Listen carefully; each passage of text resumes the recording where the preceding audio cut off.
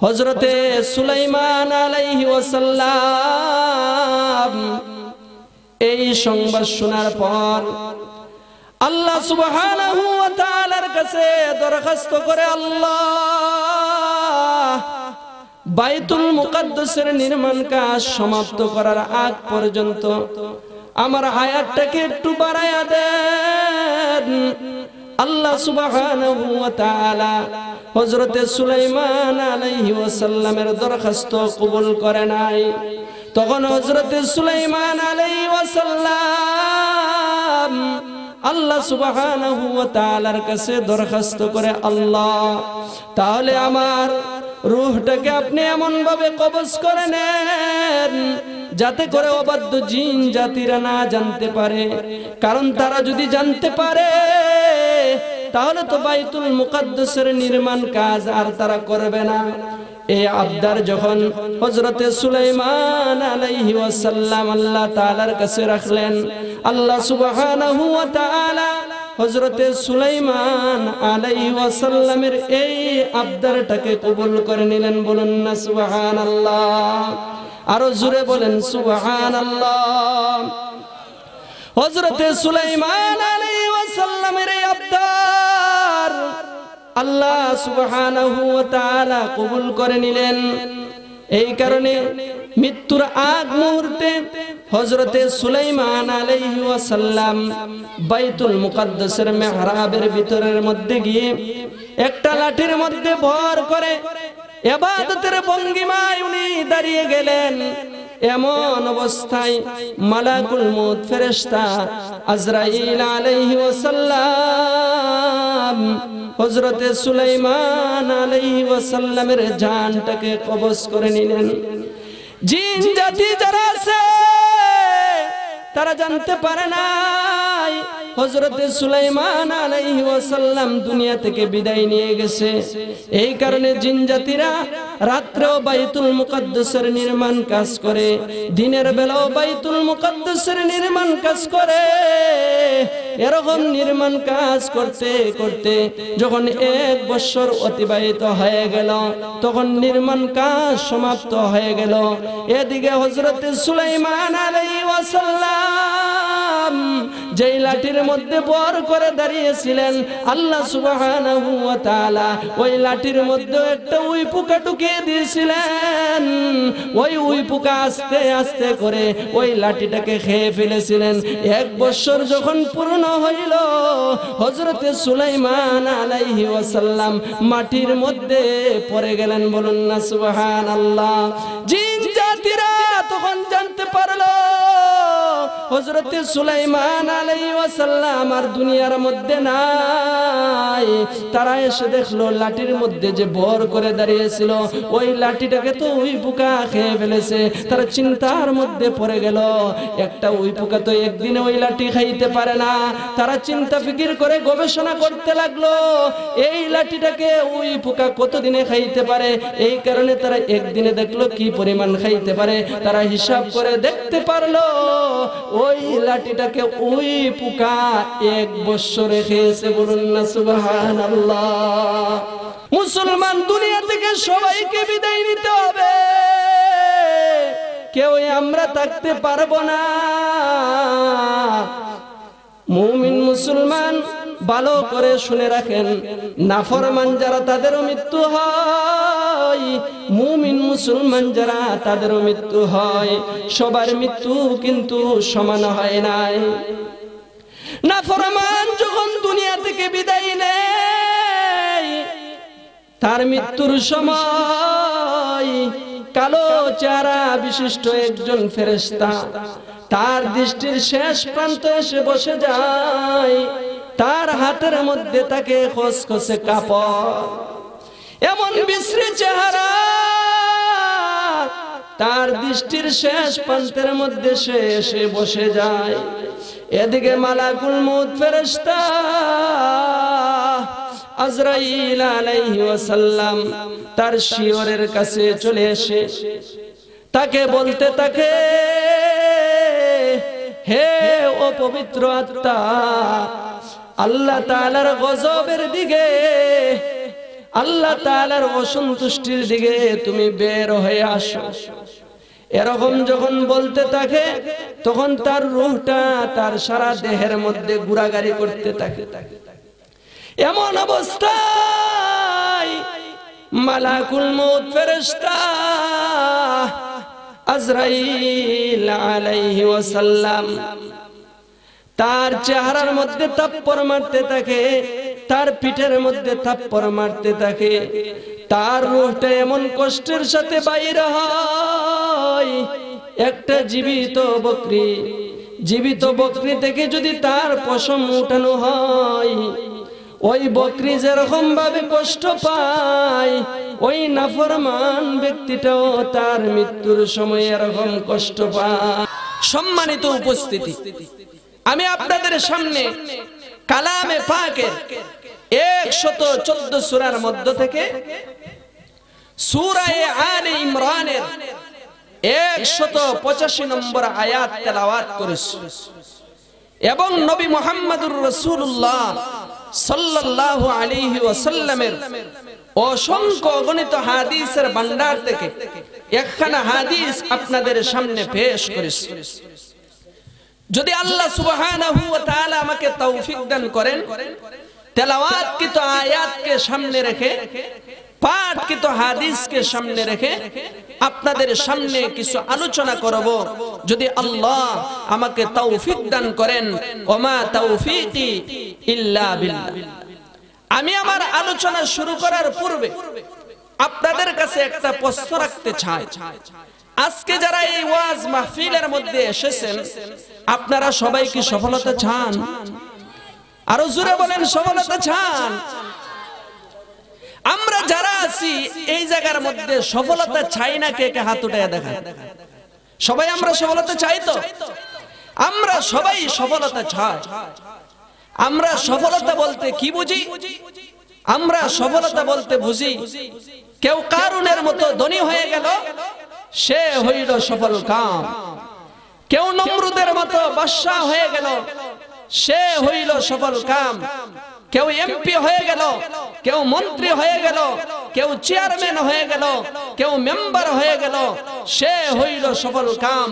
কেউ শুআয়ব আলাইহিস সালামের কওমের মতো অনেক মার্কেটের মালিক হয়ে গেল, সে হইল সফল কাম। কেউ আদ সম্প্রদায়ের মতো শক্তিশালী হয়ে গেল, সে হইল সফল কাম। কেউ সাবা সম্প্রদায়ের মতো বাগবাগিচার মালিক হয়ে গেল, সে হইল সফল কাম। কিন্তু আসল সফল কামকে আল্লাহ সুবহানাহু ওয়া তাআলা আমার তেলাওয়াতকৃত আয়াতের মধ্যে বলেন। বলবো? আরো জোরে বলেন, বলবো নাকি? আল্লাহ তাআলা বলেন, ফামান যুহজিহা আনিন নার,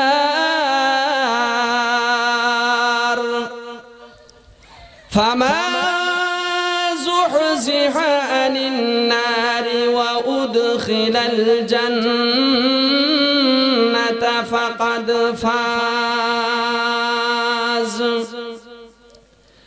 আল্লাহ সুবহানাহু ওয়া তাআলা বলেন, আসল সফল কাম হইল ওই ব্যক্তি যে জাহান্নামের আগুন থেকে বেঁচে জান্নাতের মধ্যে প্রবেশ করলো, সেই হইল আসল সফল কাম। বলুন না সুবহানাল্লাহ।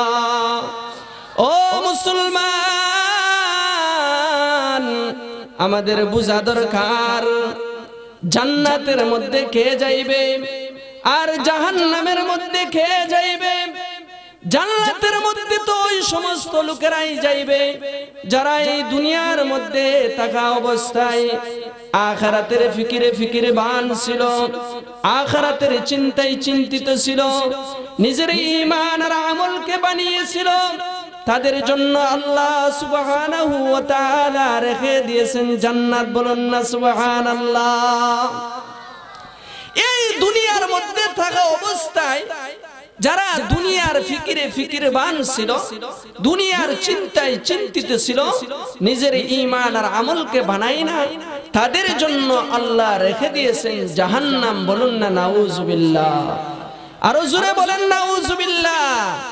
আমার কথা নয়, আল্লাহ সুবহানাহু ওয়া তাআলা তার তেলাওয়াতকৃত আয়াত জাল্লালাহু ফিহা মা নাশা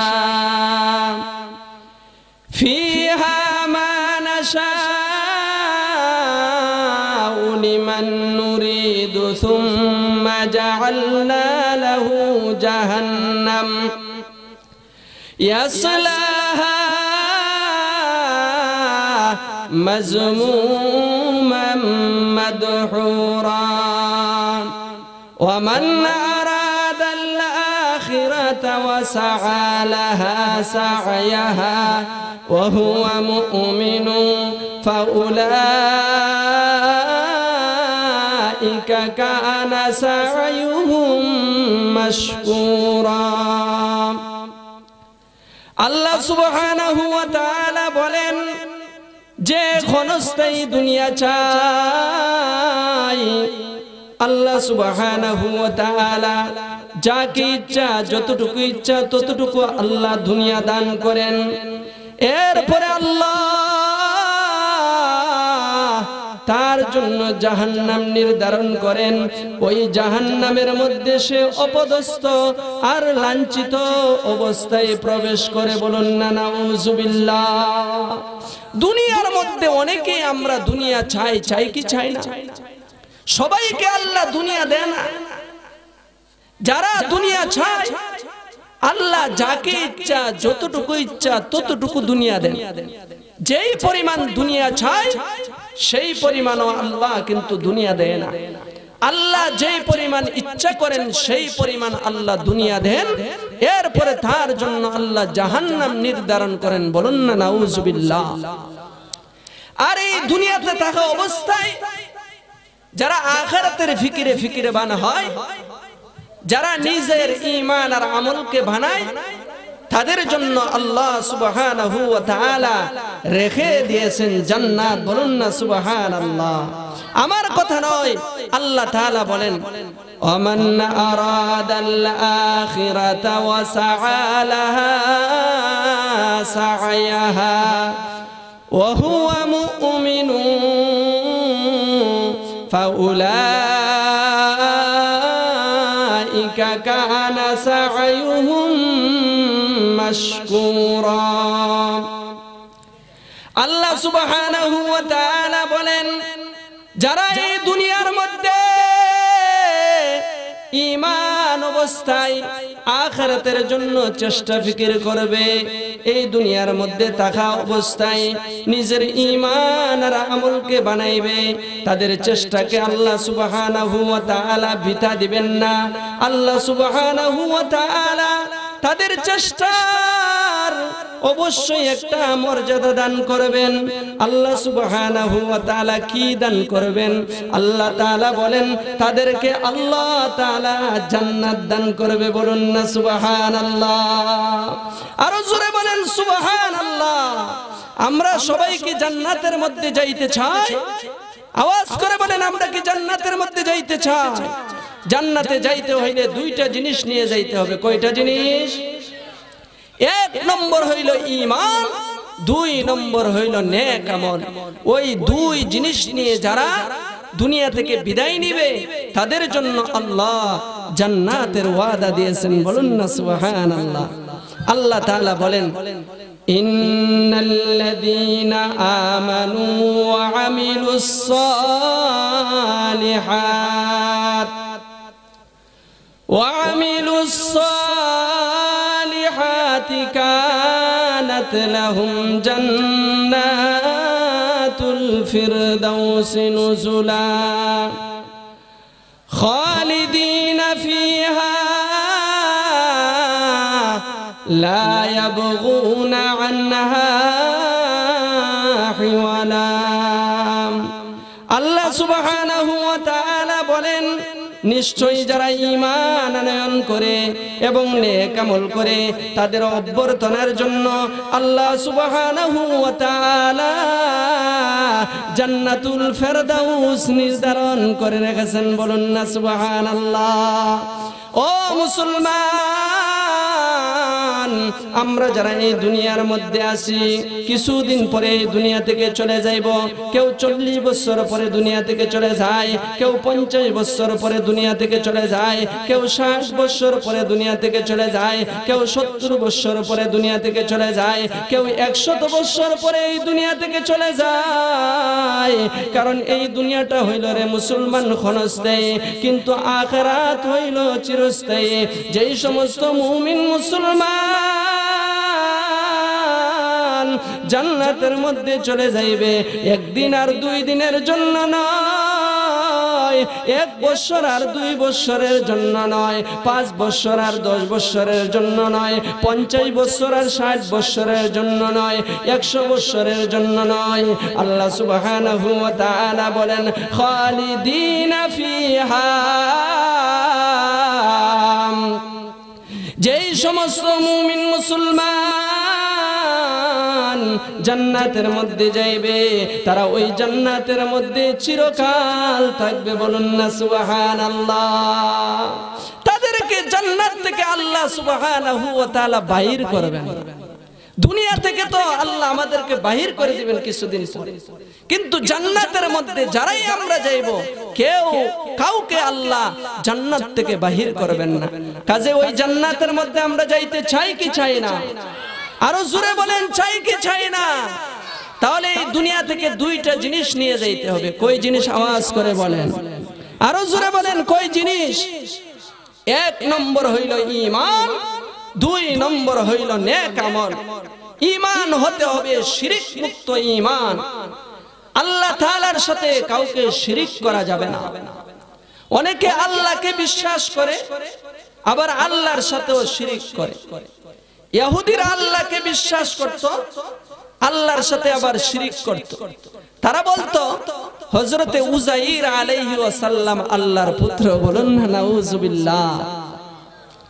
খ্রিস্টানরা আল্লাহ তাআলাকে বিশ্বাস করত, আল্লাহ তাআলার সাথে আবার শিরিক করত। তারা বলতো হযরতে ঈসা আলাইহি ওয়াসাল্লাম আল্লাহর পুত্র আর হযরত মরিয়ম আলাইহিস সালাম আল্লাহর স্ত্রী। বলুন না নাউযুবিল্লাহ।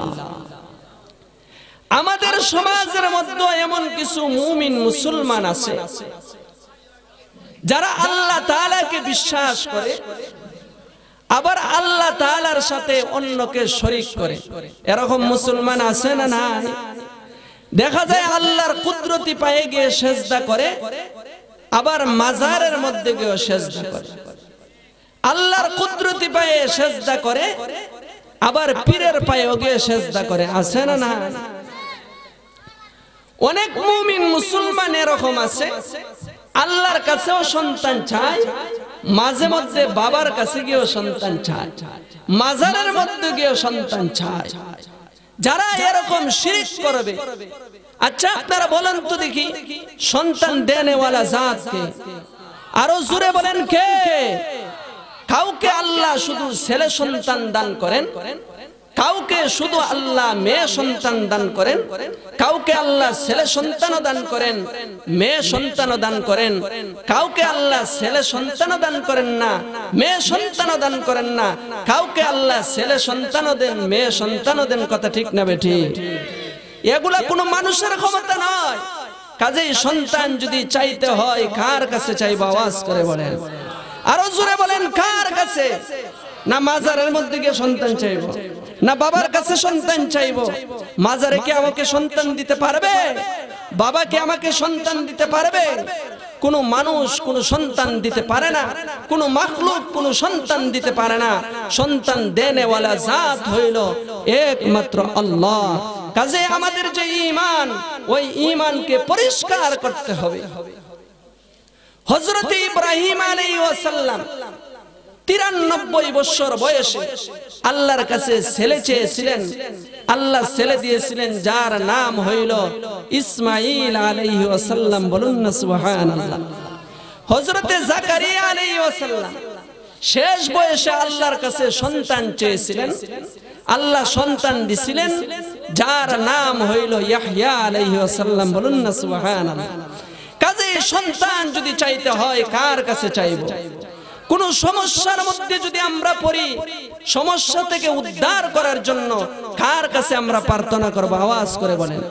কারণ আমরা প্রত্যেকদিন নামাজের মধ্যে সূরা ফাতিহার মধ্যে বলে থাকি, ইয়্যাকা না'বুদু ওয়া ইয়্যাকা নাস্তাঈন। হে আল্লাহ, আমরা একমাত্র আপনারই ইবাদত করি এবং আপনার কাছে একমাত্র সাহায্য প্রার্থনা করি। এই কারণে মুমিন মুসলমান এক নম্বর হইল নির্ভেজাল ঈমান থাকতে হবে। আল্লাহ সুবহানাহু ওয়া তাআলার সাথে কাউকে শরীক করা যাবে না। কোন মুমিন মুসলমান যদি আল্লাহর সাথে অংশীদার করা অবস্থায় মারা যায়, তার পরিণাম কি হবে? আল্লাহর রাসূল সাল্লাল্লাহু আলাইহি ওয়াসাল্লাম এক হাদিসের মধ্যে বলেন, মান মাতা ইউশরিক বিল্লাহি শাইআন দাখালান নার ওয়া মান মাতা লা ইউশরিক বিল্লাহি শাইআন দাখালাল জান্নাহ। নবী মুহাম্মদুর রাসূলুল্লাহ সাল্লাল্লাহু আলাইহি ওয়াসাল্লাম বলেন, যেই ব্যক্তি আল্লাহ সুবহানাহু ওয়া তাআলার সাথে অংশীদার করা অবস্থায় মারা যাবে, তার ঠিকানা হইল জাহান্নাম। আর যেই ব্যক্তি দুনিয়াতে থাকা অবস্থায় আল্লাহর সাথে কাউকে শরীক করবে না, আল্লাহর সাথে কাউকে অংশীদার করবে না, আল্লাহর রাসূল বলেন তার ঠিকানা হইল জান্নাত। বলুন না সুবহানাল্লাহ। এই কারণে মুমিন মুসলমান আমরা এই দুনিয়া থেকে বিদায় নিতে হবে ঈমান আর নেক আমল নিয়ে। ঈমান হতে হবে শিরক মুক্ত ঈমান, আর নেক আমল হতে হবে বেদাত মুক্ত আমল। কি আমল হইতে হবে? আওয়াজ করে বলেন। বেদাত, বেদাত মুক্ত আমল। আজকে অনেক মুমিন মুসলমান আছে আমল করে, কিন্তু আমলটা হলো বেদাত। যেই আমল আল্লাহর রাসূল করে নাই, যেই আমল সাহাবায়ে কেরাম করে নাই, যে আমল আইম্মায়ে মুস্তাহিদিনগণ করেন নাই, যে আমল তাবিঈন তবে তাবিঈন করেন নাই, এরকম কোন আমল যদি কোন ব্যক্তি করে, এটা নেক আমল করবে না, হবে না, এটা হবে বেদাতি আমল। এরকম বেদাতি আমল যারা করবে তাদের ঠিকানা হইল জাহান্নাম। বলুন না নাউজুবিল্লাহ। এই কারণে আমল হইতে হবে বেদাত মুক্ত আমল, ঈমান হইতে হবে শিরক মুক্ত ঈমান। আবার আমাদের সকলকে ঈমানদার হইতে হবে, পরিপূর্ণ ঈমানদার। কি ঈমানদার? আওয়াজ করে বলেন। আজকে এই দুনিয়ার মধ্যে ঈমানদারের সংখ্যা কম না বেশি? আরো জোরে বলেন, কম না বেশি? ঈমানদারের সংখ্যা তো হইল বেশি, কিন্তু পরিপূর্ণ ঈমানদারের সংখ্যা অত্যন্ত কম। কথা ঠিক না বেঠিক? আওয়াজ করে বলেন। পরিপূর্ণ ঈমানদারকে তা বোঝা দরকার কি দরকার না? আওয়াজ করে বলেন। পরিপূর্ণ ঈমানদারকে তা আমাদের সকলকে বুঝতে হবে। কোন কোন গুণের অধিকারী হইলে পরিপূর্ণ ঈমানদার হওয়া যায়?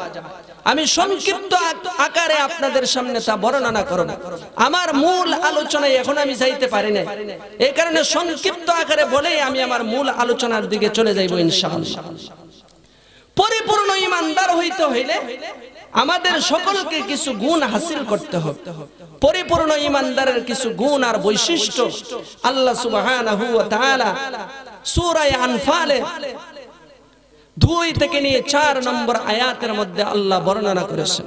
আল্লাহ তাআলা বলেন, ইন্নামাল মুমিনুনা আল্লাযীনা ইযা যুকিরাল্লাহু ওয়াজিলাত কুলুবুহুম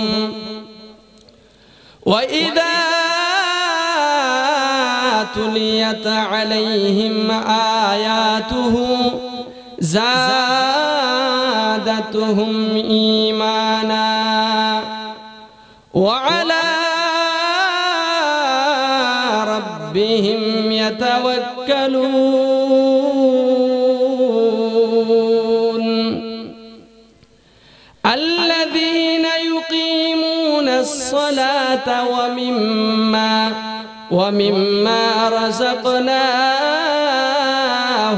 ইউনফিকুন।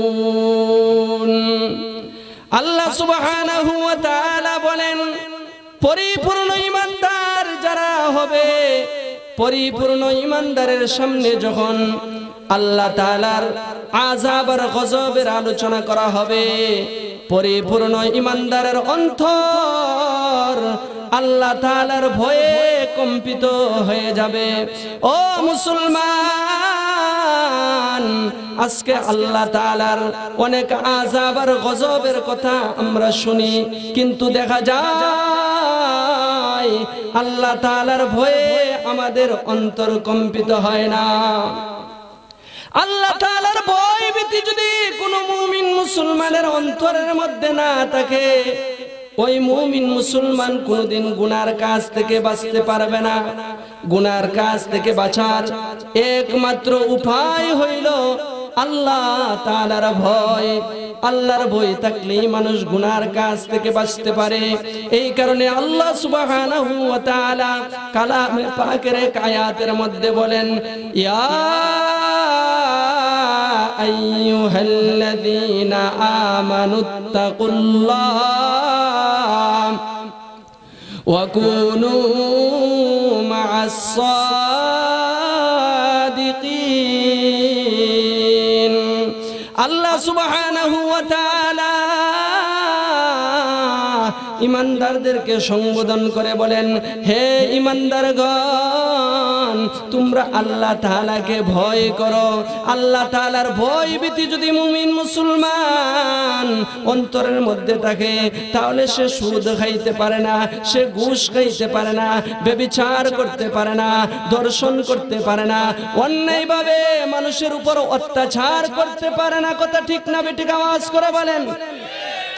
আজকে মুমিন মুসলমান অন্তরের মধ্যে আল্লাহর ভয় ভীতি না থাকার কারণে মানুষ গুনার কাজের মধ্যে লিপ্ত হয়ে যায়। মানুষ আজকে রাত কাটায় ফেসবুক দেখে দেখে, মানুষ আজকে রাত কাটায় ছায়া ছবি দেখে দেখে। অথচ মুমিন মুসলমানের জন্য তো উচিত ছিল সে তার রাত যাপন করবে আল্লাহ তাআলার ইবাদত বন্দেগীর মাধ্যমে। কথা ঠিক না বেঠিক?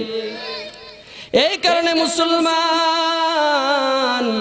আল্লাহর ভয় ভীতি থাকলে মানুষ নেক আমল করতে পারে। আল্লাহর ভয় ভীতি না থাকলে মানুষ গুনার কাজের মধ্যে লিপ্ত হয়। আল্লাহর ভয় ভীতি যদি কারো অন্তরের মধ্যে থাকে, ওই মানুষটা যদি আল্লাহর ভয়ে গুনার কাজ থেকে বেঁচে থাকে, আল্লাহ সুবহানাহু ওয়া তাআলা তার জন্য অনেক সুসংবাদ শুনাইছেন। একটা সুসংবাদ হইল আল্লাহ তাআলা এরকম ব্যক্তিদেরকে জান্নাত দান করবে। বলুন না সুবহানাল্লাহ। আমার কথা নয়, আল্লাহ তাআলা কালামে পাকের এক আয়াতের মধ্যে বলেন, ওয়া আম্মা মান খাফা মাকামা রাব্বিহি ওয়া নাহান নাফসা আনিল হাওয়া ফাইন্নাল জান্নাতা হিয়াল মাওয়া। আল্লাহ সুবহানাহু ওয়া তাআলা বলেন, যেই ব্যক্তি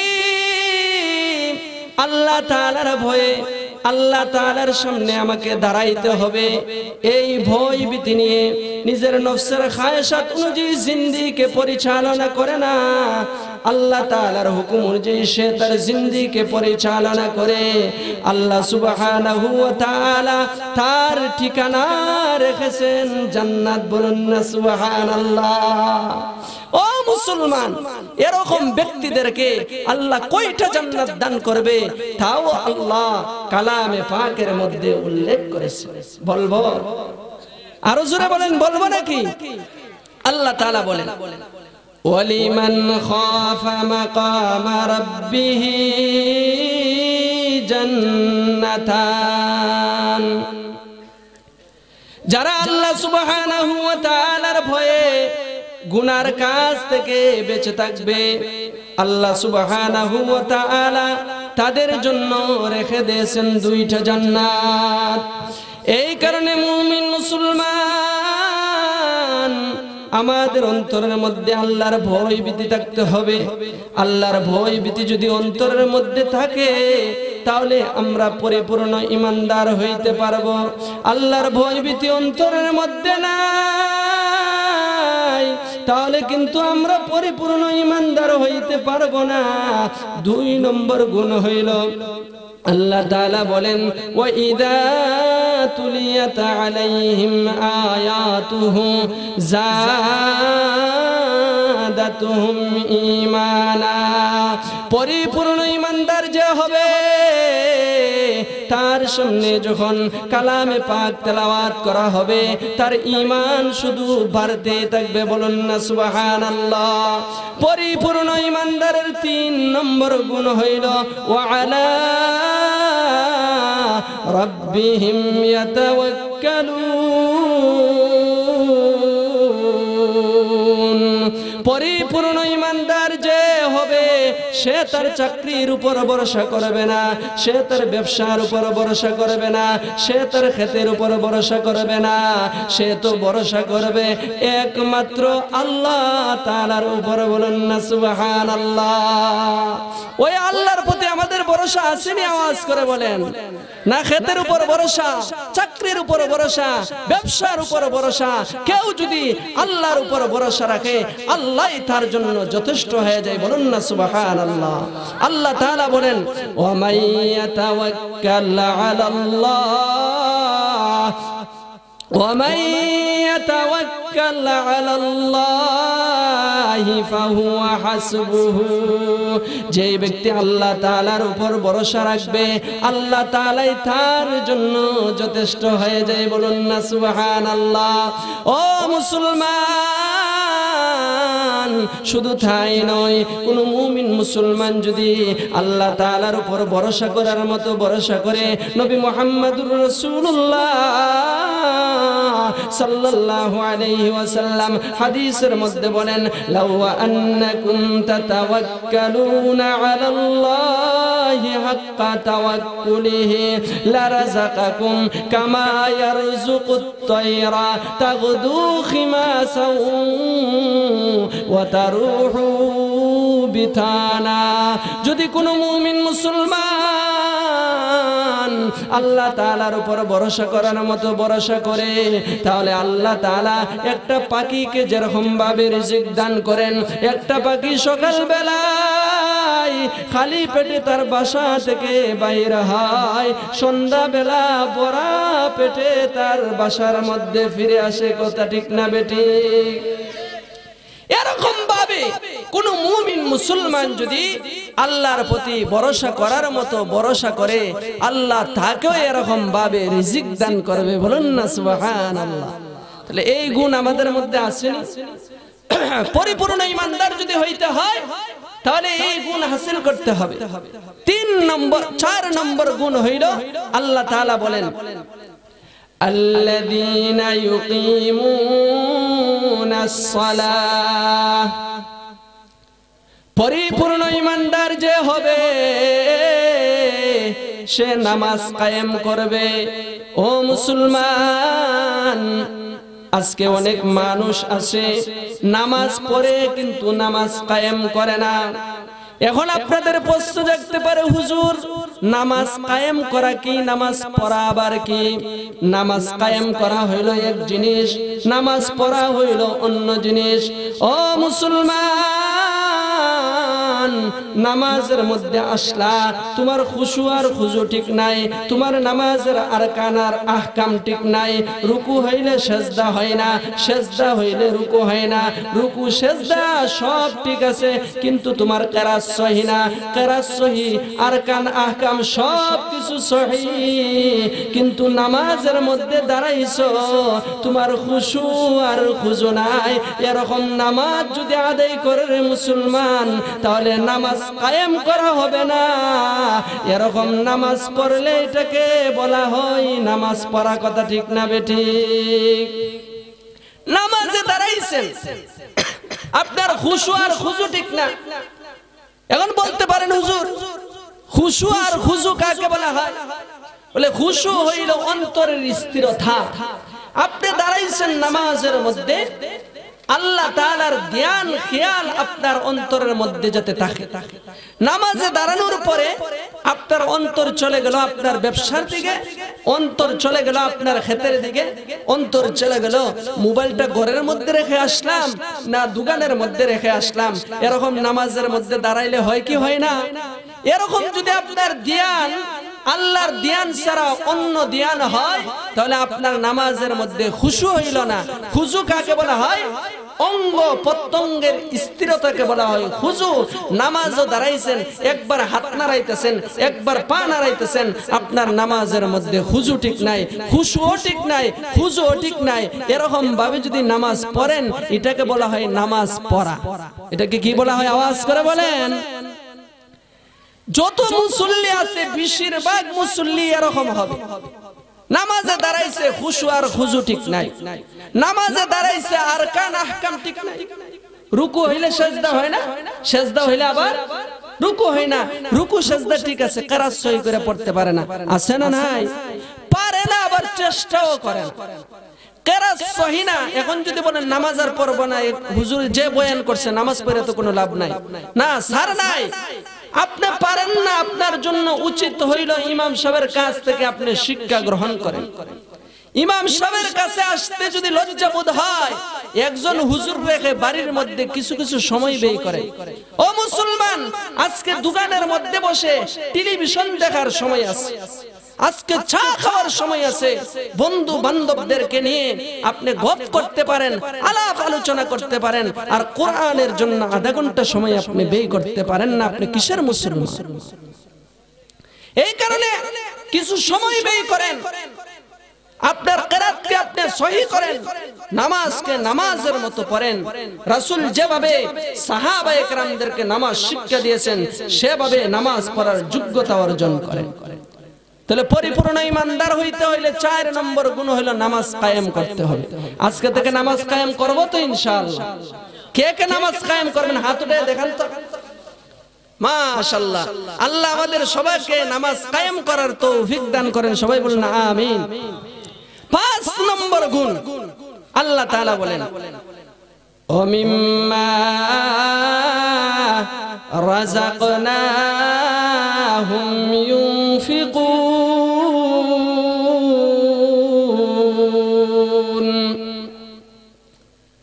আল্লাহ সুবহানাহু ওয়া তাআলা বলেন, পরিপূর্ণ ইমানদার যে হবে সে আল্লাহর দেওয়া মাল থেকে আল্লাহ তাআলার রাস্তায় খরচ করবে, মসজিদের মধ্যে দান খয়রাত করবে, মাদ্রাসার মধ্যে দান খয়রাত করবে, ইতিম মিসকিনকে দান খয়রাত করবে।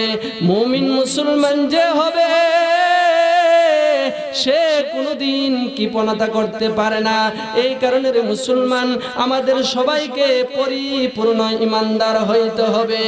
ও মুসলমান, পরিপূর্ণ ইমানদার কেউ যদি হয় সে কোনদিন বাতিলের সামনে মাথা নত করতে পারে না। পরিপূর্ণ ইমানদার যে হয় জীবন চলে যাবে তারপরও দিন ছাড়তে পারে না, কথা ঠিক না বেঠি? পরিপূর্ণ ইমানদার যে হবে, যদি ইসলামের জন্য রক্ত দেওয়ার প্রয়োজন হয় রক্ত দিবে। পরিপূর্ণ ইমানদার যে হবে, জীবন দেওয়ার যদি প্রয়োজন হয় জীবন দিবে, কথা ঠিক না বেঠি? পরিপূর্ণ ইমানদার নিজের জানের দিকে তাকায় না, আল্লাহর দ্বীনের দিকে তাকায়, ইসলামের দিকে তাকায়। ইসলামকে আল্লাহর জমিনের মধ্যে কায়েম করার জন্য তারা সব সময় চিন্তা ফিকির করে, কথা ঠিক না বেঠি? এই কারণে আমাদের সবাইকে পরিপূর্ণ ইমানদার হইতে হবে। সাহাবায়ে কেরাম রাদিয়াল্লাহু তাআলা আনহুম ছিলেন পরিপূর্ণ ইমানদার। এই কারণে আল্লাহ সুবহানাহু ওয়া তাআলা বলেন, আমিনু কামা আমানান নাস, তোমরা ঈমান আনয়ন করো সাহাবায়ে কেরাম রাদিয়াল্লাহু তাআলা আনহুম যেরকম ঈমান আনয়ন করেছিল। ও মুসলমান, সাহাবায়ে কেরাম রাদিয়াল্লাহু তাআলা আনহুমদের ঈমান কি রকম ছিল একটা ঘটনা আপনাদের সামনে শোনাই, মনোযোগের সাথে শুনবেন। ও মুসলমান, খলিফাতুল মুসলিমিন হযরতে উমর রাদিয়াল্লাহু তাআলা আনহু রোম দেশের মধ্যে মুসলমানদের মধ্য থেকে একটা বাহিনী পাঠাইল। ওই বাহিনীর মধ্যে রাসূল আকরাম সাল্লাল্লাহু আলাইহি ওয়াসাল্লামের একজন সাহাবী যার নাম হইল আব্দুল্লাহ ইবনে হুযাফা রাদিয়াল্লাহু তাআলা আনহু। আব্দুল্লাহ ইবনে হুযাফা রাদিয়াল্লাহু তাআলা আনহুকে রোম বাহিনী ধরে তাদের বাদশাহ, রোম বাহিনী বাদশাকে বলতেছে, ও বাদশাহ, সে হইল মুহাম্মদ সাল্লাল্লাহু আলাইহি ওয়াসাল্লামের একজন সহচর। রোমের বাদশাহ আব্দুল্লাহ ইবনে হুযাফা রাদিয়াল্লাহু তাআলা আনহুকে বলে, তুমি যদি খ্রিস্ট ধর্ম গ্রহণ করো তাহলে আমার যে রাজত্ব আছে ওই রাজত্বের অর্ধেকাংশ তোমাকে দিয়ে দিব। আব্দুল্লাহ ইবনে হুযাফা রাদিয়াল্লাহু তাআলা আনহু বলে, ও বাদশাহ, তুমি তোমার অর্ধেক রাজত্ব কেন? তুমি যদি আরব জাহানের সম্পূর্ণ রাজত্ব আমাকে দিয়ে দাও, আর যদি বলো চোখের পলকের জন্য মুহাম্মদ সাল্লাল্লাহু আলাইহি ওয়াসাল্লামের দ্বীনকে ছাড়ার জন্য, তারপরও আমি মুহাম্মদ সাল্লাল্লাহু আলাইহি ওয়াসাল্লামের দ্বীনকে ছাড়তে পারবো না। বলুন না সুবহানাল্লাহ, আরো জোরে বলেন সুবহানাল্লাহ। কি পরিমাণ ঈমান ছিল সাহাবায়ে কেরাম রাদিয়াল্লাহু তাআলা আনহুদের। তখন বাদশা বলে, তাহলে তো আমি তোমাকে হত্যা করে ফেলবো, বলে তোমার মনে যা চাই তাই তুমি করতে পারো। তখন বাদশা অন্য এক পদক্ষেপ গ্রহণ করলো। আব্দুল্লাহ ইবনে হুযাফা রাদিয়াল্লাহু তাআলা আনহুকে শুলির মধ্যে চড়ানো হইল। তার যে সেনাবাহিনীরা আছে যারা তীরন্দাজ, তাদেরকে নির্দেশ দান করলো, তোমরা তার দিকে তীর নিক্ষেপ করবা, তার ডান দিক দিয়ে আর বাম দিক দিয়ে, যাতে তার শরীরের মধ্যে বিদ্ধ না হয়। উদ্দেশ্য হইল সে যাতে ভয় পায়। বাদশার নির্দেশ অনুযায়ী তার সেনাবাহিনীরা এরকমই কাজ করলো। দেখা গেল আব্দুল্লাহ ইবনে হুযাফা রাদিয়াল্লাহু তাআলা আনহু আগে যেরকম ছিল এরকমই। আব্দুল্লাহ ইবনে হুযাফা রাদিয়াল্লাহু তাআলা আনহুর কাছে প্রস্তাব রাখলো, তুমি খ্রিস্ট ধর্ম গ্রহণ করো। আব্দুল্লাহ ইবনে হুযাফা রাদিয়াল্লাহু তাআলা আনহু বলে, না, আমি খ্রিস্ট ধর্ম গ্রহণ করতে পারবো না। বলুন না সুবহানাল্লাহ। তখন বাদশা অন্য এক পদক্ষেপ গ্রহণ করলো। বাদশা তার সেনাবাহিনীদেরকে বলে, আব্দুল্লাহ ইবনে হুযাফা রাদিয়াল্লাহু তাআলা আনহুকে শুলি থেকে নামিয়ে ফেলো। বাদশার নির্দেশ অনুযায়ী আব্দুল্লাহ ইবনে হুযাফা রাদিয়াল্লাহু তাআলা আনহুকে শুলি থেকে নামানো হইল। বাদশা তখন বড় এক ডেগের নিচে আগুন জ্বালিয়ে পানি গরম করতে লাগলো। পানি যখন ফুটতে আরম্ভ হইল, এমন অবস্থায় মুসলমানদের মধ্য থেকে দুইজন কয়েদিকে নিয়ে আসলো। আব্দুল্লাহ ইবনে হুযাফা রাদিয়াল্লাহু তাআলা আনহুর সামনে একজন মুসলিম কয়েদিকে ওই ডেগের মধ্যে ফেলে দিল। আব্দুল্লাহ ইবনে হুযাফা রাদিয়াল্লাহু তাআলা আনহু এই দৃশ্য দেখার পর আব্দুল্লাহ ইবনে হুযাফা রাদিয়াল্লাহু তাআলা আনহুকে রোমের বাদশা আবার প্রস্তাব দিল, তুমি খ্রিস্ট ধর্ম গ্রহণ করো। আব্দুল্লাহ ইবনে হুযাফা রাদিয়াল্লাহু তাআলা আনহু বলে, না না না, আমি খ্রিস্ট ধর্ম গ্রহণ করতে পারবো না। তখন বাদশা নির্দেশ দিল, তাকে ওই ডেগের মধ্যে ফেলে দাও। তাকে যখন এই ডেগের দিকে নিয়ে যাওয়া হইতেছে, তখন আব্দুল্লাহ ইবনে হুযাফা রাদিয়াল্লাহু তাআলা আনহু কেঁদে ফেললেন। এই খবর যখন বাদশার দরবারে চলে আসলো, বাদশা বলে, তাকে নিয়ে আসো। তাকে যখন নিয়ে আসা হইল, বলে, তুমি খ্রিস্ট ধর্ম গ্রহণ করো। বলে, না না না, আমি খ্রিস্ট ধর্ম গ্রহণ করতে পারবো না। তখন বাদশা বলে, তাহলে তুমি কেন কেঁদেছিলে? বলে, আমি তো এই কারণে কেঁদেছি, আমার একটা মাত্র প্রাণ এখন ডেগের মধ্যে ফেলে দেওয়ার সাথে সাথে আমার প্রাণটা শেষ হয়ে যাবে, কিন্তু আমার তো মন চায় ভাই, আমার যেই পরিমাণ পশম আছে ওই পরিমাণ যদি রূহ হইতো আর সবগুলা যদি আল্লাহর দ্বীনের জন্য ওই ডেগের মধ্যে ফেলে দেওয়া হইতো। বলুন না সুবহানাল্লাহ, আর জোরে বলেন সুবহানাল্লাহ। কি রকম ঈমান ছিল সাহাবায়ে কেরাম রাদিয়াল্লাহু তাআলা আনহুম, আজকে আমাদের কি ঈমান। এই কারণে মুসলমান ঈমানকে পরিপূর্ণ বানাইতে হবে, কারণ এই দুনিয়া থেকে আমাদের সবাইকে একদিন চলে যাইতে হবে, নাকি বলেন? কেউ আমরা এই দুনিয়ার মধ্যে থাকব? এই দুনিয়াতে অনেকের পিতা ছিল আজ নাই, অনেকের মাতা ছিল আজ নাই, অনেকের দাদা দাদি নানা নানি ছিল কিন্তু নাই। আমাদের কয়েকদিন এই দুনিয়া থেকে চলে যাইতে হবে। চিন্তা করা দরকার কি নিয়ে কবরের মধ্যে যাইতেছি, চিন্তার বিষয়। আজকে তো আমাদের মৃত্যু নিয়ে কোনো চিন্তা নাই, আমাদের সবাইকে চলে যাইতে হবে। কারণ আল্লাহ সুবহানাহু ওয়া তাআলা কালামে পাকে আমার তেলাওয়াতকৃত আয়াতের মধ্যে বলেন, কুল্লু নাফসিন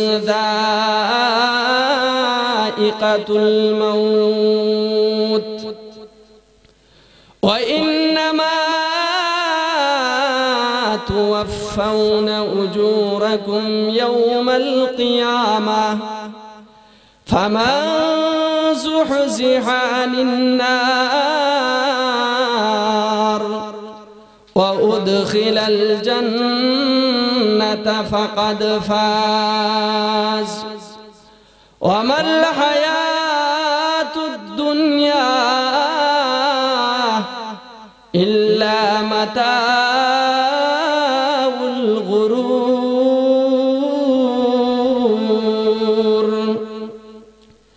আল্লাহ সুবহানাহু ওয়া তাআলা বলেন, প্রত্যেকটা প্রাণীকেই মৃত্যুর স্বাদ গ্রহণ করতে হবে।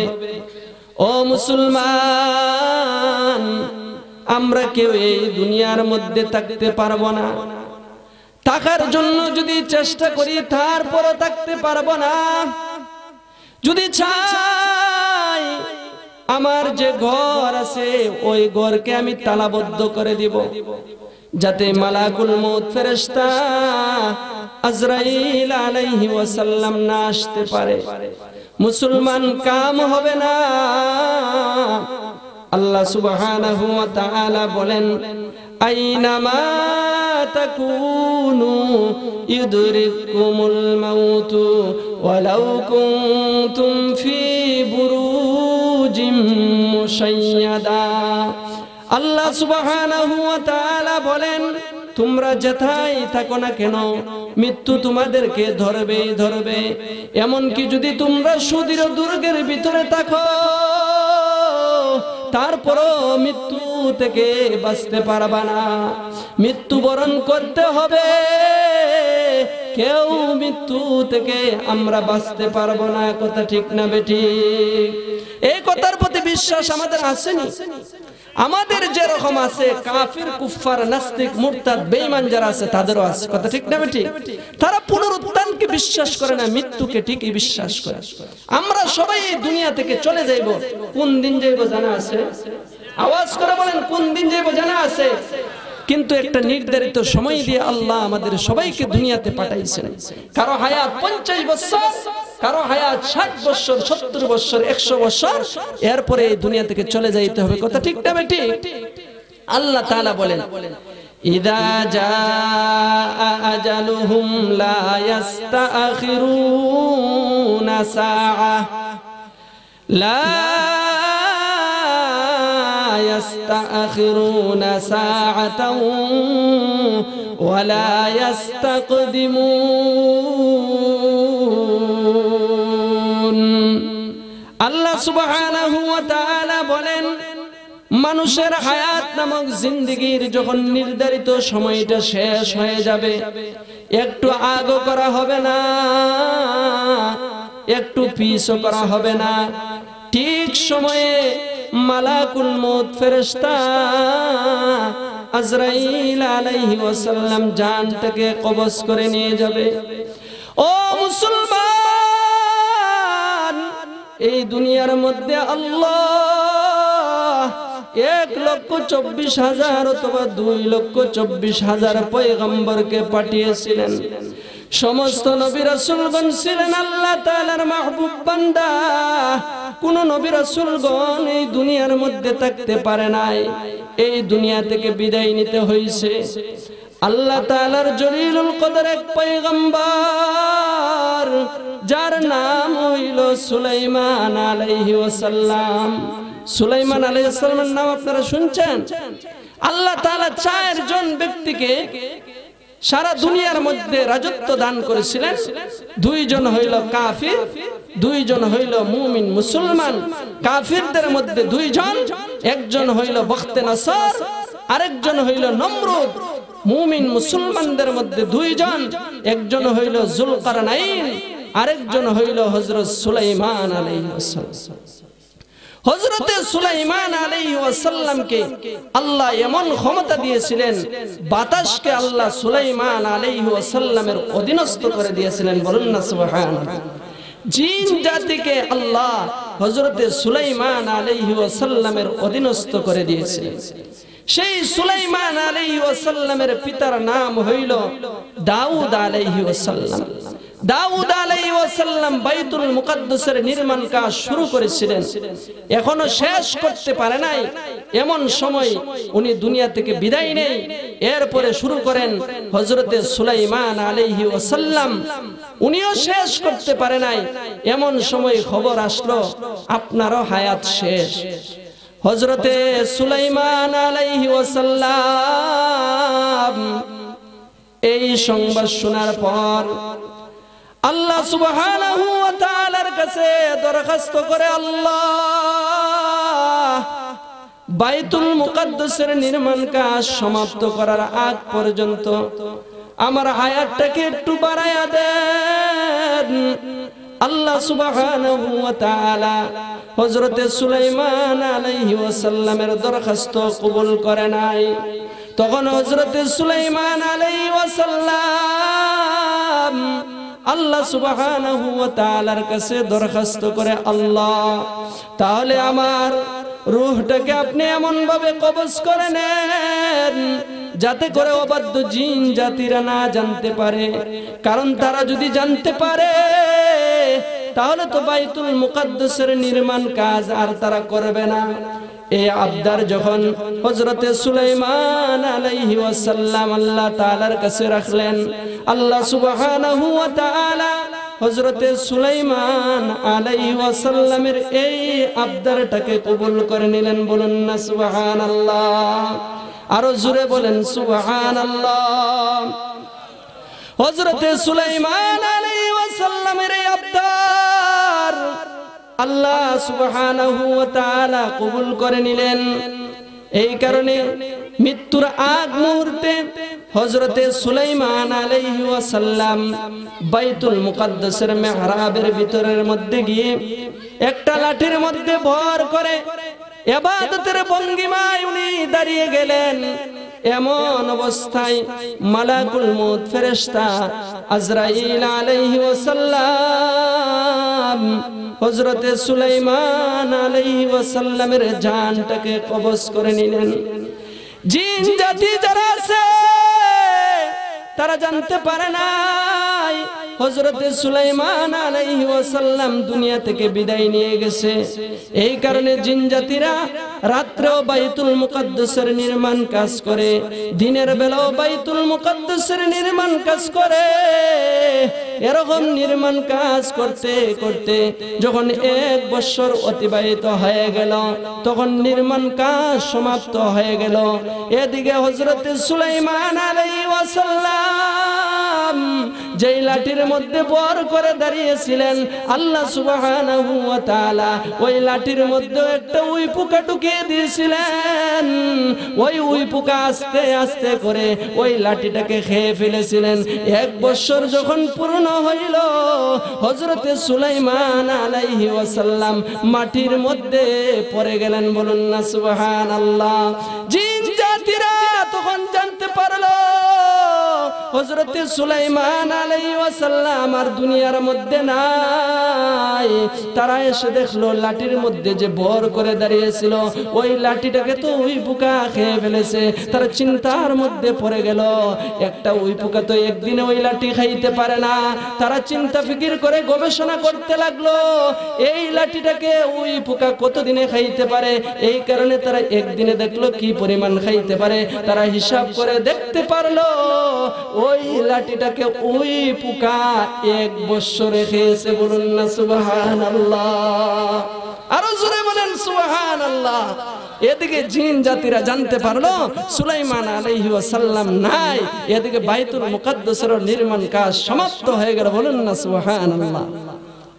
দেখেন হযরতে সুলাইমান আলাইহিস সালাম আল্লাহ তাআলার জলিলুল কদর এক পয়গম্বর ছিলেন।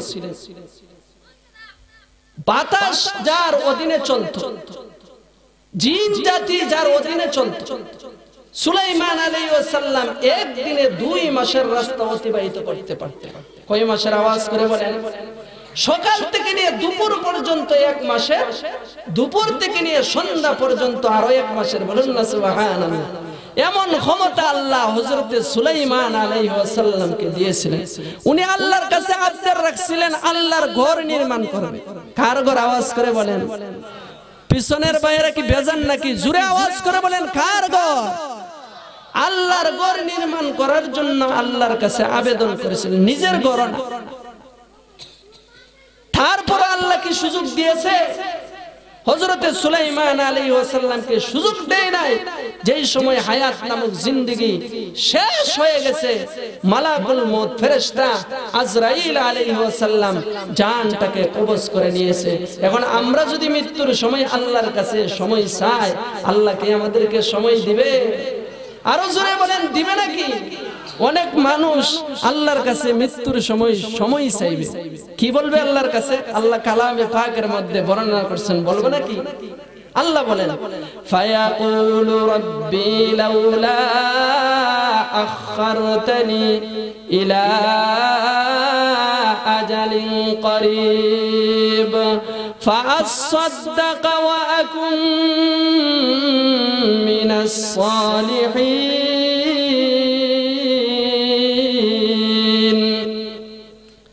মৃত্যুর সময় অনেকে বলবে, আল্লাহ আমার হায়াতটাকে সামান্য পরিমাণ বাড়ায়া দেন, দুনিয়ার মধ্যে তো অনেক অন্যায় কাজ করেছি। আল্লাহ এখন আপনার সাথে কথা দিতেছি, আমি এখন থেকে নেক আমল করব, কোন ধরনের বাজে কাজ করব না। আল্লাহ ছায়াছবি গান বাজনা দেখে দেখে হায়াতটাকে শেষ করে দিয়েছি, জুয়া খেলে খেলে হায়াত নামক জিন্দেগিটাকে শেষ করে দিয়েছি, মদ পান করে ইবা খেয়ে বিভিন্ন ধরনের নেশা জাতীয় জিনিস খেয়ে হায়াত নামক জিন্দেগিটাকে শেষ করে দিয়েছি। আল্লাহ আপনি আমাকে সামান্য পরিমাণ সময় দেন, আর এরকম কাজ করব না। আল্লাহ এখন থেকে আমি নেক আমল করব। আল্লাহ তাআলার কাছে আরো বলবে, আল্লাহ জীবনে ব্যাংকের মধ্যে তো অনেক টাকা জমা করেছি, আপনার ঘর মসজিদের জন্য চেয়েছিল, তারপরও আমি দেই নাই। অনেক এতিম আর মিসকিন এসেছিল, তারপরও আমি দেই নাই। অনেক মাদ্রাসা এসেছিল, তারপরও আমি দেই নাই। মালগুলাকে আমি জমা করেছি। আল্লাহ সামান্য পরিমাণ অবকাশ দেন, যাতে করে আমি আমার মাল থেকে আপনার রাস্তায় খরচ করতে পারি। আল্লাহ সুবহানাহু ওয়া তাআলা ওই দিন বলবে, না না না, আর সামান্য পরিমাণ অবকাশ দেওয়া হবে না। ও মুসলমান, এই কারণে সময় থাকতে থাকতে নিজের ঈমানকে বানাও, নিজের আমলকে বানাও। যেদিন মালাকুল মউত ফেরেশতা আজরাইল আলাইহিস সালাম চলে আসবে, ওই সময় কিন্তু তোমাকে ছাড় দিবে না। মুসলমান, দুনিয়া থেকে সবাইকে বিদায় নিতে হবে, কেউ আমরা থাকতে পারবো না। মুমিন মুসলমান ভালো করে শুনে রাখেন, নাফরমান যারা তাদেরও মৃত্যু হয়, মুমিন মুসলমান যারা তাদেরও মৃত্যু হয়। সবার মৃত্যু কিন্তু সমান হয় নাই। নাফরমান যখন দুনিয়া থেকে বিদায় নেয়, তার মৃত্যুর সময় কালো চেহারা বিশিষ্ট একজন ফেরেশতা তার দৃষ্টির শেষ প্রান্তে এসে বসে যায়। তার হাতের মধ্যে তাকে খসখসে কাপড়, এমন বিশ্রী চেহারা, তার দৃষ্টির শেষ প্রান্তের মধ্যে সে এসে বসে যায়। এদিকে মালাকুল মউত ফেরেশতা আজরাইল আলাইহি ওয়াসাল্লাম তার শিয়রের কাছে চলে এসে তাকে বলতে থাকে, হে ও পবিত্র আত্মা, আল্লাহ তাআলার গজবের দিকে, আল্লাহ তাআলার অসন্তুষ্টির দিকে তুমি বের হয়ে আসো। এরকম যখন বলতে থাকে তখন তার রূহটা তার সারা দেহের মধ্যে ঘোরাঘুরি করতে থাকে। এমন অবস্থায় মালাকুল মউত ফেরেশতা আজরাইল আলাইহি ওয়াসাল্লাম তার চেহারার মধ্যে থাপ্পড় মারতে থাকে, তার পিঠের মধ্যে থাপ্পড় মারতে থাকে।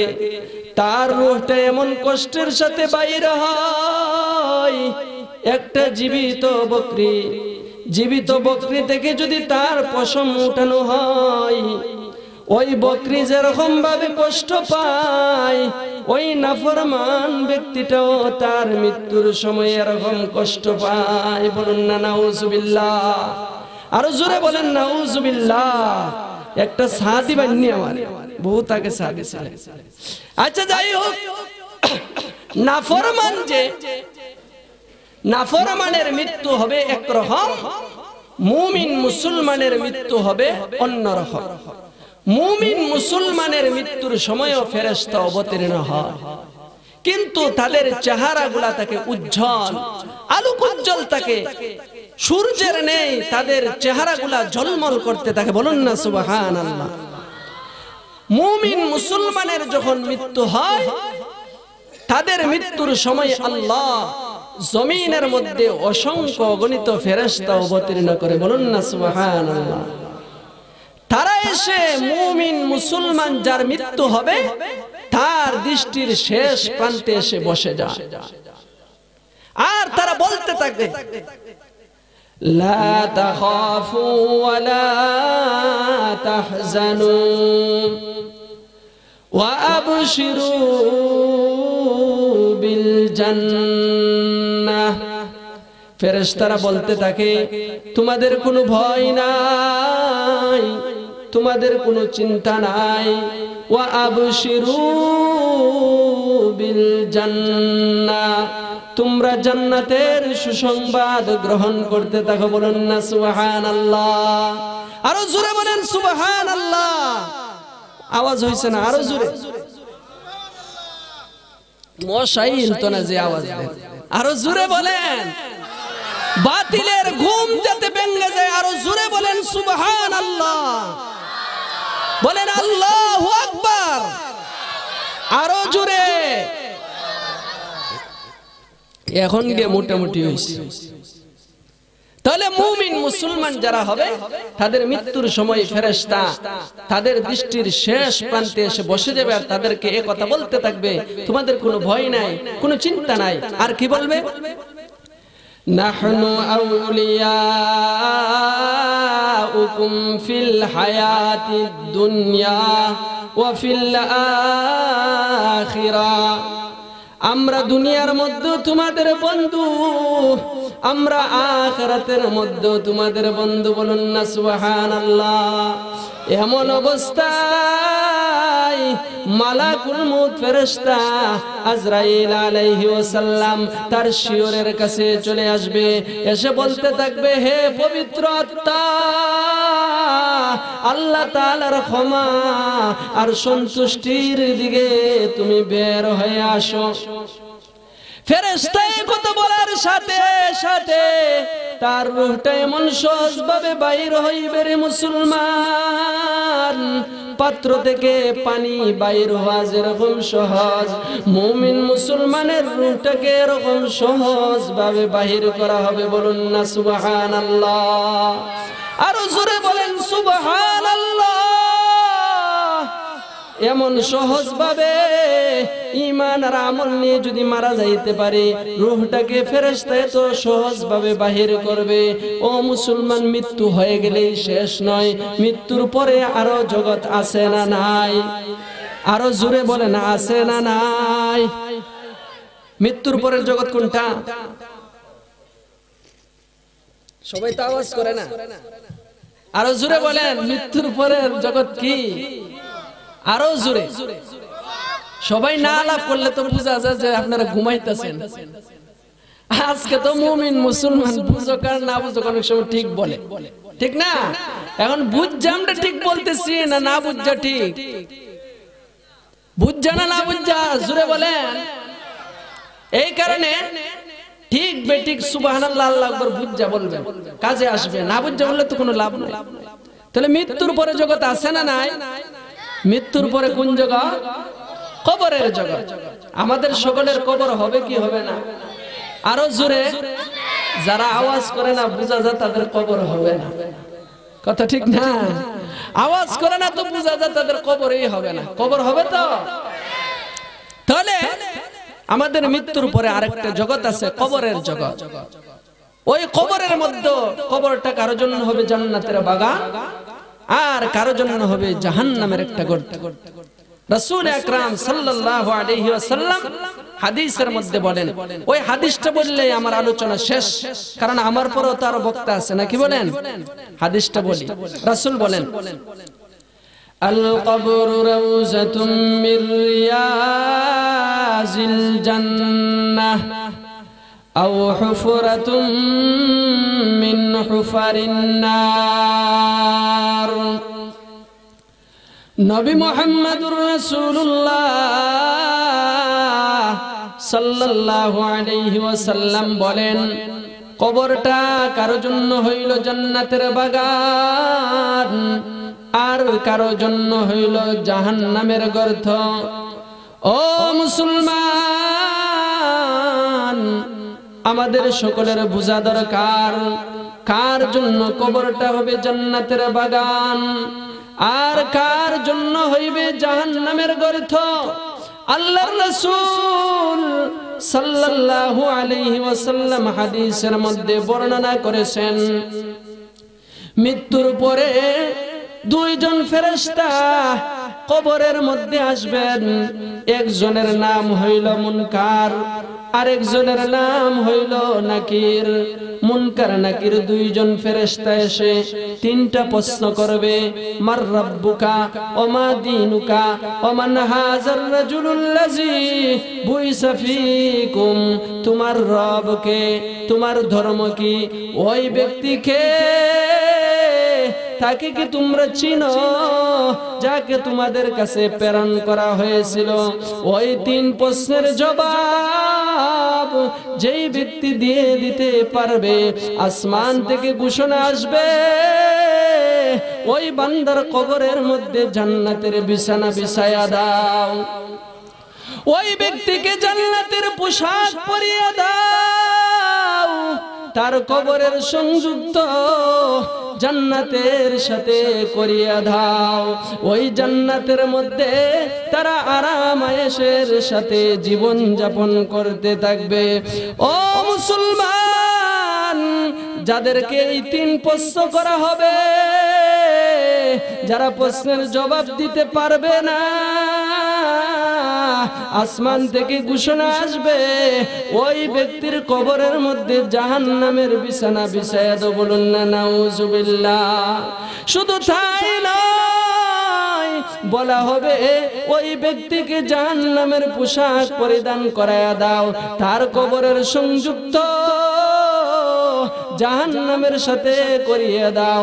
শুধু তাই নয়, তার কবরটা এরকম সংকীর্ণ হবে, দুই পাশের মাটি এমন জোরে চাপ মারবে, এক পাজরের হাড় গুলা অপর পাজরের মধ্যে ঢুকে যাইবে। শুধু তাই নয় রে মুসলমান, তার কবরের মধ্যে একজন অন্ধ আর বধির ফেরেশতা আল্লাহ নিযুক্ত করবে। সে তাকে এমন ভাবে শাস্তি দিতে থাকবে, তার হাতের মধ্যে থাকবে একটা হাতুড়ি, ওই হাতুড়ি দিয়ে এমন ভাবে আঘাত করবে, একটা আঘাত যদি পাহাড়ের মধ্যে পড়তো ওই পাহাড়টা পর্যন্ত চূর্ণ বিচূর্ণ হয়ে যাইত। ওই ব্যক্তি এমন ভাবে চিৎকার করতে থাকবে, ওই সময় মানব আর জিন জাতি সারারে মুসলমান অন্যান্য মাখলুকাত পর্যন্ত তার চিৎকারের আওয়াজ শুনতে থাকে। বলুন না নাউজুবিল্লাহ। এখন আমাদের সবাইকে দুইটা জিনিস নিয়ে যদি কবরের মধ্যে যাইতে পারি, ওই তিন প্রশ্নের জবাব দিতে পারবো। এক নম্বর শিরক মুক্ত ঈমান, দুই নম্বর বেদাত মুক্ত আমল। আল্লাহ আমাদের সবাইকে কবুল করেন। সবাই বলুন আমিন। আরো জোরে বলেন আমিন। ওই আমলগুলা তো আমরা করব, কিন্তু নগদ একটা আমল করতে কে কে রাজি আছেন? নগদ আমল সবাই রাজি আছেন তো ইনশাআল্লাহ? এই নগদ আমলটা করার আগে আপনাদের কাছ থেকে একটা ওয়াদা নেই, কেউ উঠাউঠি করবেন না। এই নিয়তটা কে কে করছেন হাত উঠায় দেখান। কেউ উঠতে পারবেন না। আপনি আমল করেন আর নাই করেন বসে থাকবেন, পারবেন তো ইনশাআল্লাহ? আল্লাহ আমাদের সবাইকে ধৈর্যের সাথে বসার তৌফিক দান করেন। সবাই বলুন আমিন। ভাই আমরা সবাই এই দুনিয়া থেকে একদিন চলে যাইব। কোন জিনিস নিয়ে যাইতে পারবো? আরো জোরে বলতে হবে, নিয়ে যাইতে পারবো। কিন্তু দুনিয়ার মধ্যে যদি কিছু কাজ করে যায় তাহলে মৃত্যুর উপরেও কাজে আসবে। এর মধ্যে একটা কাজ হইল, আপনি যদি আল্লাহর ঘর মসজিদ বানান, মসজিদের কাজের যদি আপনি সহযোগিতা করেন, তাহলে দুনিয়াতেও ফায়দা হবে, মৃত্যুর উপরেও ফায়দা হবে। আল্লাহর রাসূল বলেন, মান বানা লিল্লাহি মসজিদান বানাল্লাহু বাইতান ফিল জান্নাহ। যে দুনিয়াতে আল্লাহর ঘর নির্মাণ করবে, আল্লাহ জান্নাতে তার জন্য একটা ঘর নির্মাণ করে। বলুন না সুবহানাল্লাহ। এটা তো হইল পরের ফায়দা, পরে এটা পরে হবে, ঠিক আছে না? আমরা তো নগদে বিশ্বাসী। নগদ ফায়দা কি? আল্লাহর রাসূল হাদিসের মধ্যে বলেন, আস-সাদাকাতু তারুদ্দুল বালা। কেউ যদি দান খয়রাত করে, আল্লাহ তাকে বালা মুসিবত থেকে হেফাজতে রাখে। বলুন না সুবহানাল্লাহ। বিভিন্ন ধরনের রোগ বিধি বর্তমানে চলতেছে, করোনা ভাইরাস। আপনাদের এদিকে আসেনি করোনা ভাইরাস? নাই। বাকি আসতে পারে কি পারে না? আল্লাহর গজব আসতে পারে কি পারে না? কাকে কোন সময় ধরবে এটা তো বলা যায় না। কারো দেখা যায় ক্যান্সার বেমার হয়ে যায়, অথবা বড় ধরনের রোগ বিধি হয়। হয় কি হয় না ভাই? আল্লাহর রাসূল বলেন, কিছু আপনি দান খয়রাত করবেন, এই ধরনের বড় বড় রোগ বিধি, যত ধরনের বিপদ আপদ সমস্যা আছে, এগুলা থেকে আল্লাহ হেফাজতে রাখবে। বলুন না সুবহানাল্লাহ। যারা দান খয়রাত করে তাদের ব্যাপারে রাসূল আরেকটা হাদিস শুনাইছে। সকালবেলা দুইজন ফেরেশতা জমিনের মধ্যে অবতীর্ণ হয়। কয়জন? আওয়াজ করে বলেন। একজন দানশীল ব্যক্তির জন্য দোয়া করে, আরেকজন বখিল ব্যক্তির জন্য দোয়া করে। দানশীলের জন্য এক ফেরেশতা দোয়া করে, আল্লাহ তার মালকে আপনি বাড়াইয়া দেন। বলুন না সুবহানাল্লাহ। আর বখিল যে হয় তার জন্য এক ফেরেশতা দোয়া করে, আল্লাহ তার মালকে আপনি ধ্বংস করে দেন। বলুন না নাউজুবিল্লাহ। এখন আমাদের মাল বাড়তো না কমতো? আওয়াজ করে বলেন। আরো জোরে বলেন, বাড়তো না কমতো? এই কারণে সবাই আল্লাহর ঘর মসজিদের মধ্যে দান খয়রাত করতে রাজি আছেন তো ইনশাআল্লাহ? যার যেরকম তৌফিক আছে এরকম দিবেন। এক নম্বর, আল্লাহ আপনার মালকে বাড়িয়ে দিবে। দুই নম্বর হইল, মৃত্যুর পরে কবরের মধ্যে কাজে আসবে, হাসরের মধ্যে কাজে আসবে, মিজানের পাল্লা যখন টান দেওয়া হবে তখন গিয়ে কাজে আসবে। এই কারণে আমি বেশি চাইব না, 10 জন ভাই দেখতে চাই।